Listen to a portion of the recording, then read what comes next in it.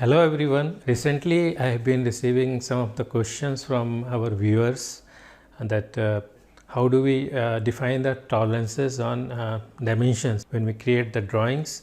So in the drawings we have dimensions, and the dimensions always carry some tolerances. So viewers were asking how do we come up with the tolerance values. So I thought I'll be creating a video for that. This will answer all your questions. Please watch it till the end and let me know if any of your questions are not answered. Please put it in the comment below and I will try to answer it through other video as well. So let's get started and try to answer all your questions.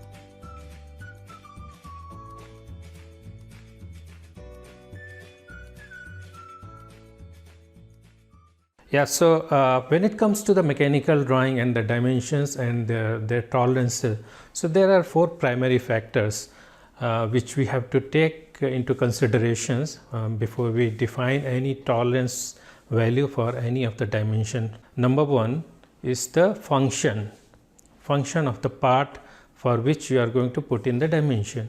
So you need to understand what function is it going to play and how that particular dimension is going to impact that function. You have to be very clear on those things. So that's number one, function part. Second is the process by which that part is manufactured. That impacts very heavily on the tolerances, because processes have its capability to produce the tolerance, because certain process can produce very accurate parts, certain processes cannot produce very accurate parts. So it all depends upon the process to process. So that also we have to understand which process are you going to use for the manufacturing of that particular part. And third is size of that dimension, the feature size we call it. So how big is that particular dimension? It might be 5 mm, might be 10 mm, or maybe 1 mm. So bigger the dimension, bigger will be the tolerance. So that also you have to understand. And then lastly we have the material. Material also plays a bigger role while defining the tolerances. Not all the material can hold the tighter tolerances. This is a very important thing you have to keep in your mind when you dimension any mechanical drawing. Certain materials can hold very tight tolerance, certain materials cannot hold. So you need to be aware of the material, what material you are going to use for your part. So these are the four basic parameters. Number one, function. Number two is process. Number three is feature size. Number four is material. So these are the four things you have to understand and keep in your mind when you try to define the tolerances. I will try to take a help of one example through which I will explain all these four parameters. Let's understand it through one example, which is one basic simple pen which we use every day in day-to-day our life. So here in this pen you can see it has two simple parts. One is this cap and another is the main pen assembly. When you put both of them together, this cap is supposed to slide on top of this like this, and it has to fit like this. So the function of this cap and assembly is to fit together like this. If you ask me, how do we design these two parts for the fitment? My answer to your question would be they should be designed in such a way that they can always slide easily without any interference. That's the design requirement. So when we design any parts or any two mating parts, we need to understand the design intent, the function of both the mating parts very clearly, because that is going to impact your dimension tolerance. So here what is the requirement of the design? Design requirement is clearance. We need a clearance here. We cannot have interference, because if interference is there, this part cannot slide on this. So function is clear, and function is the topmost priority for this particular exercise. So once function is clear, then we will move on to the next thing. So once function is clear, we'll move on to our tolerance stack template. So those who have not watched my tolerance stack video series, I would request all of you to please go through my tolerance stack series to understand how do we use the tolerance stack template, how do we get results out of that. So because that template I'm going to use here, because unless we use that, I cannot derive the required tolerance for these dimensions. So you can watch it, and I am placing the link for the same on the top. So yeah, so I will take all of you to my computer screen for this. So let's go. Yeah, so those who have already gone through my tolerance stack series, they must be aware of this template and how does it work. But those who haven't seen it yet, I would request them to watch it once, at least to understand how it is used and how does it work. So in this template, we have certain parameters to fill in before we can calculate. In that pen we have simply two parts, which is one is pick cap, another is the shaft. So I'll just start filling in this template. Dimension identifier for the first part, let's say A. I'll define it as A, part number cap 001, and part description cap, and then feature description hole diameter. I'm talking about the dimension of hole in the pen cap. So let's say dimension of that hole is 10 mm, and then tolerance for that is, let's say, 0.1 mm. I do not know is this tolerance is good or not, but for now we will put it, and later we will see whether it meets our design requirement or not. So let's go to another part, and let's say dimension identifier is B, and part number pen 001, shaft dia, then this is your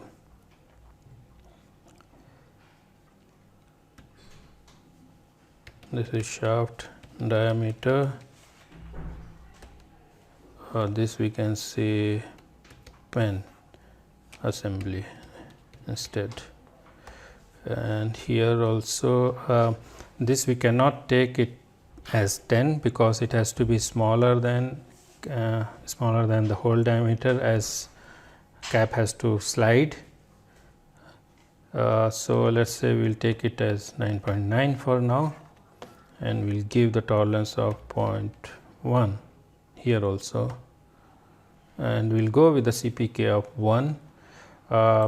I'll talk in detail about this CPK, what it is and how does it impact the tolerances and process capabilities and all that in some other video, because it's a separate topic altogether. So for now you can assume that CPK of 1 is good for the production of part. If we go lesser CPK, it requires the process capabilities you have to understand. So let's not go into detail for now. So here you can see you have to fill in your risk value, risk number, let's say 101, and what is the risk? Risk is cap is always having clearance fit with pen. That's the risk. Assembly name pen assembly, and design requirement is what? Design requirement is to have clearance in the assembly. Okay, so we are good so far. Now we can click on this tab, add risk tab. This will automatically add another tab called risks 101. We can go here and we can see what it is. Okay, so here everything is getting auto populated. Only thing is we have to write down the tolerance equation. So tolerance equation is A minus B. A is your cap hole dimension, and B is shaft diameter. So let's say again here in this table we have to select A, Then here I would request for those who have not gone through tolerance stack training, please go through, then only you will understand how is it working. Okay, yeah, so now all the data is filled. So as a result, you can see here a maximum limit, which is your maximum clearance between cap and the pen, which is 0.3 mm, which is good. I mean, we want a clearance, this is satisfying our design requirement, but in worst case, which is minimum limit condition, getting a interference of 0.1 mm, because clearance is in negative. We cannot have negative clearance, because design requirement is what? It's a clearance. Design requirement is clearance. So we need to have clearance in worst case as well. So this has to be fixed.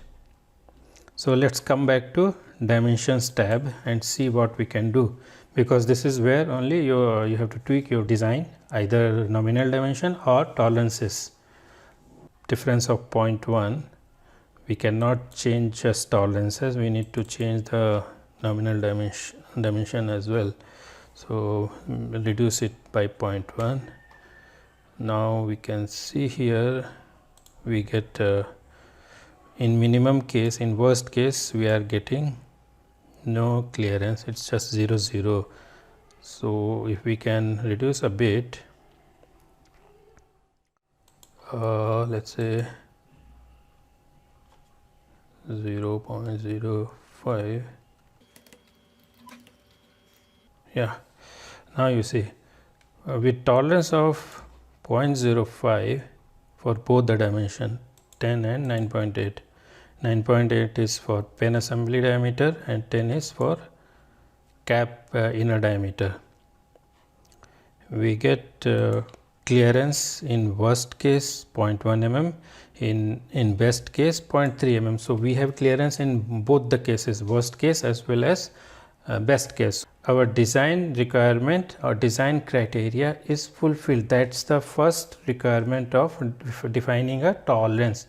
But there are three other things which I told you in the very beginning, which are looking at the process, in the sense how accurate that process is, basically how precise tolerance it can give you, how good tolerance it can hold. That also you have to look at, because I have put in the tolerance of 0.05 over there in the template, but we have to see whether the process which is used to produce those parts is able to support that tolerance for that particular dimension or not. And then we have to look at the feature size also, because that particular feature size, which is a dimension of 10 mm in the whole, that is the feature size. So feature size, if bigger the feature size requires a bigger tolerance, smaller feature size requires a smaller tolerance. So based on that feature size, we have to see what tolerance has to be there. So for that I will take you to another template, because that also has to be followed, then only all the criteria will be satisfied. So let's go to our computer screen once again and look at another template. So this is the another tolerance value selection guideline, which will guide you through for the tolerance selection. You can download it, the description has the link for this as well, and it will help you to select the tolerance for defined feature sizes.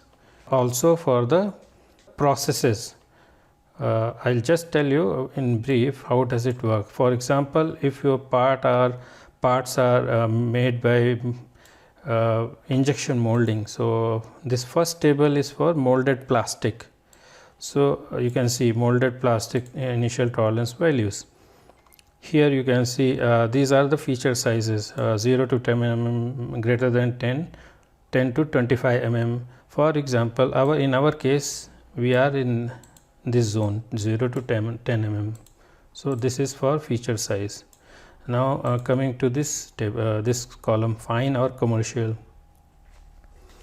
Fine is very accurate tolerance, and commercial is kind of commercial products when we do for production. and this is what is suggested to go for. But when you need a for certain products very fine tolerance, you can go, but this is the commercial one for easy production with lesser cost. This is what is suggested. So in fine one, you can see that for tool bound products 0.05 is the minimum. The best tolerance is achieved for this feature size. Now let's look at our template. What we had here, we had for the same feature size, which is 0, which is lying between 0 to 10. This is 10, this is 9.8. So both of them are lying between 0 to 10, and the tolerance what we have selected is 0.05 and 0.05. And now see, feature size and tolerance is satisfying here as per this table, but why I am selecting this table, you have to look at. This table is for molded plastics, okay, and the parts which I showed you, those are parts of a pen assembly, and that pen is made out of plastic. Those are molded plastic parts. So that's the reason I am going with this table. But if in case your parts are made out of certain other materials, let's say sheet metal, then you cannot go with that tolerances or that table. You have to select this table. You have to look at the appropriate feature size and tolerances from this particular table. Or if you have a molded elastomer, you have to come here in this table. Or for that matter, if you have machined part, then you can choose from here. Materials and processes, these tolerances are defined here. So in that context, we have looked at the function, the process, and the material. So everything we have looked at, and based on that, these tolerances are fulfilling all the criterias. The last and final thing which I will touch upon is the material, which I was talking in the beginning, that there are certain materials which can hold very tight tolerances and certain materials cannot hold very tight tolerances. So that's an additional information you should have handy always when you design any part and when you define the tolerances for them. For example, material like nylon, it has tendency to absorb atmospheric moisture. Once it absorbs moisture, it changes its dimension. It's not very stable in dimensions. No matter how much ever dimension and tight tolerances you give it, after a certain period of time, it will lose that dimension. You have to be very careful while dealing with nylon in any of the product. In the plastics also, there are some materials like POM, which can hold very tight tolerances after injection molding, and that's the reason POM is used for high precision gears for plastics. So yeah, so you need to keep these things in mind while you design your parts and make the drawings for them and define the tolerances for them. So guys, I hope you enjoyed this video and most of your questions must have been answered. But if you still think that you have any questions unanswered, you can always reach to me through your comments down below. Thank you for watching, and hit the like and subscribe button, and I'll see you in next video. Thank you so much.